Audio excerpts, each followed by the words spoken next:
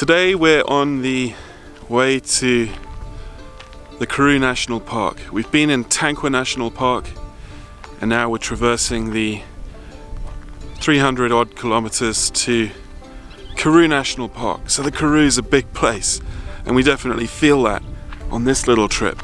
We've been driving for a couple of hours now from Gannaga down a gravel road, and every now and then there's an emergency radio, but not much else apart from an odd oryx, or now and then, well actually I haven't even seen a sheep.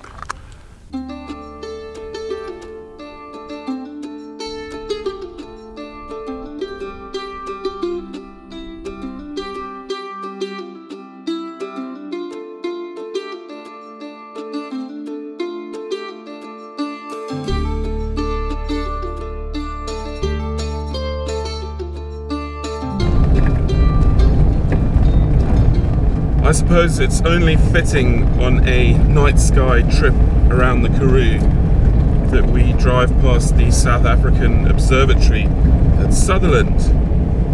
It's an interesting part of the world. It's high up, about 1500 meters I think. The skies are clear for most of the year and it must make a spectacular sight at night. It's certainly spectacular enough for me during the daylight in this barren, remote, semi-arid area. We've been driving for several hours now across the heart of the Karoo, and we just pulled over to the side of the road because of this beautiful pass that we're at. I have no idea what it's called, but it's just very iconic, with wonderful flat-topped Karoo mountains behind us called koppies, and then this landscape rolling away down into the distance off the edge of the escarpment towards the little Karoo.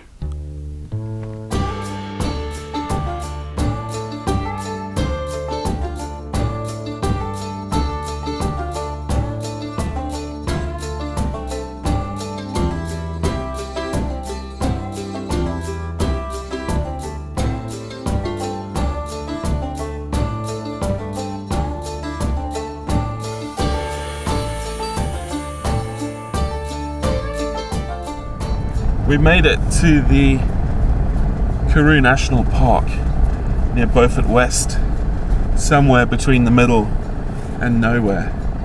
And there's lovely light streaming in from the northern sky. Beautiful Karoo light, clear crystal light, cool air and wind, and some ostriches out the left window, gazing balefully at us. I think they deserve a picture.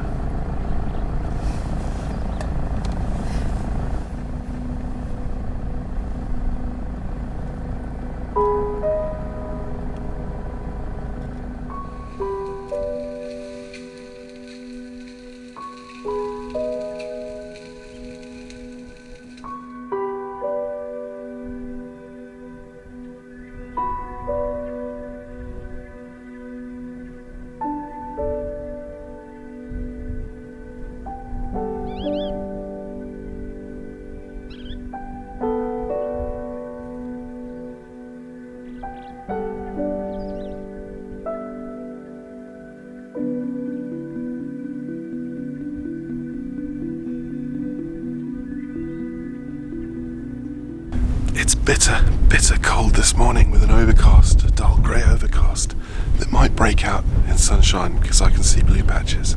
And this cold wind is blowing in, I guess, off the South Atlantic and the Antarctic climes, and carries with it the last vestige of winter. But it looks beautiful with this overcast, so unusual maybe in this part of the world, with these lovely mountains thrusting up into it. So we're getting ready to go out on our first game drive in this wonderful park, and I'm pretty excited. We're driving out towards the gates for our first game drive, and I'm just gobsmacked by the wonderful views that I'm seeing in every direction. What a place to come and see animals. One of the great things about this national park is the changes in altitude. We get steep cliffs plains and then mountaintops, and that provides unique niches for a lot of the animals in this area. And we've just been looking down into this ravine and listening to the bird calls. Unfortunately, we couldn't record them for you because of the wind, but beautiful sounds of bockmackerry, pale-winged starlings, ground woodpecker, and even sightings of them all flying around out of the wind down in this deep ravine. We've just spotted 2 big beautiful male lions in the rain, and they're quite anxious to move because it's raining on them, and they're actually right next to the parking for the interpretive centre, which is probably a great place to pick up a meal if you're interested in humans.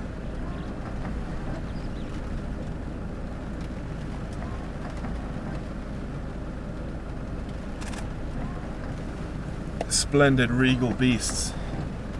They released lions here quite recently in an effort to repopulate the area. They were shot out in 1852. So it's really nice to see them back where they belong.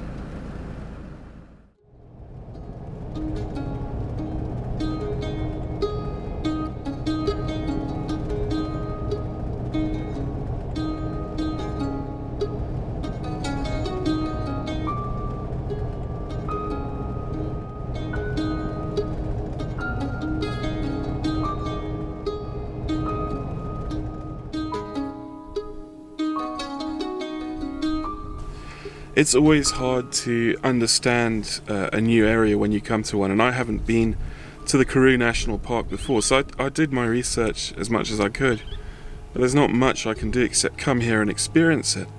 But some of the tricks remain the same. Following a watercourse, for instance, where there's nice browsing, will often yield sightings of things like kudu, and then where there are antelope and prey species, you can pick up predators as well. And it's probably no accident that this river valley is where we saw the lions, and it's also where we've seen these beautiful kudu.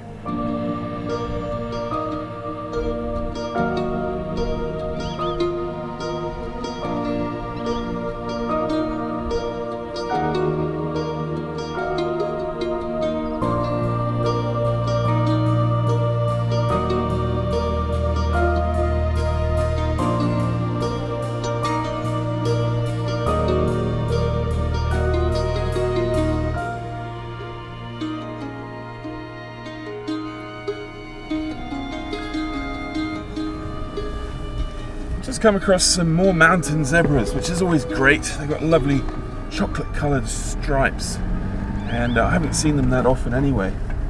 But I noticed how fat they were.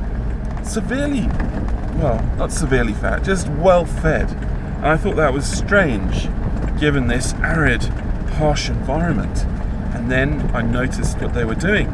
They were browsing on trees. I'm pretty sure virtual zebras don't generally browse. I must go and Google that, I think.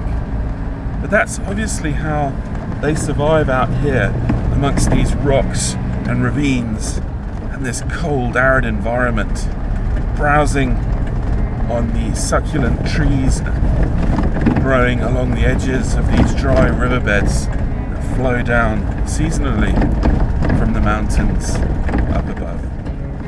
There's a beautiful bachelor herd of kudu, males browsing in this shallow river valley up here on the plateau, and the afternoon light is just getting good.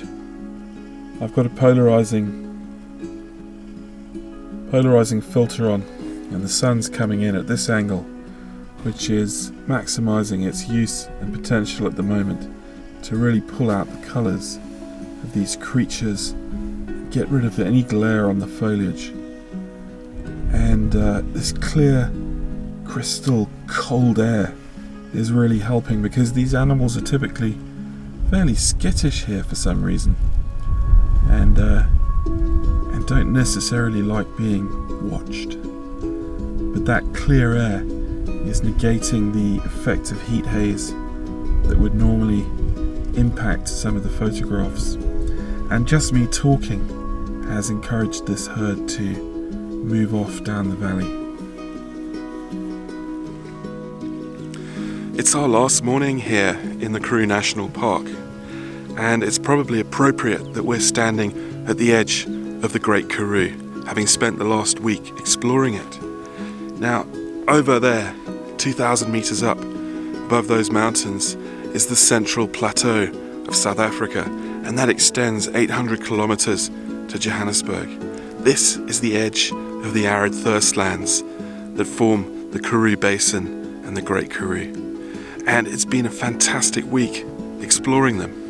And I hope you enjoy this video, and I'll see you next time.